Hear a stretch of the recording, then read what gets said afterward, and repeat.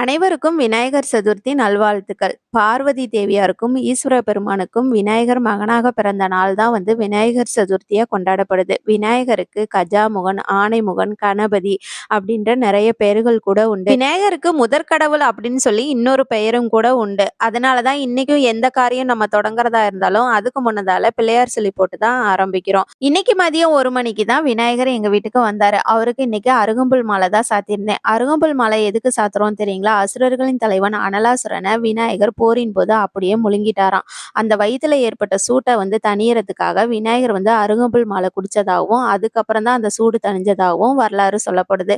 அதனாலதான் இன்னைக்கு பாத்தீங்கன்னா விநாயகருக்கு நம்ம அருகம்புல் மாலை சாத்திக்கிட்டு இருக்கோம். அதமா இன்னைக்கு விநாயகருக்கு ரொம்ப பிடிச்ச பூரணம் கொலக்கட்டையும் சுண்டலும் தான் செஞ்சிருந்தேன். சாயங்காலம் ஒரு 4 மணியை போலதான் நானும் தம்பியும் சாமி கும்பிட்டோம். ஹஸ்பண்ட் எப்பவும் போல ஆபீஸ்க்கு போயிட்டாங்க. ஸோ இன்னைக்கு டே எங்களுக்கு இப்படிதான் போச்சு. நாளைக்கு பார்க்கலாம். By. See you on the next vlog.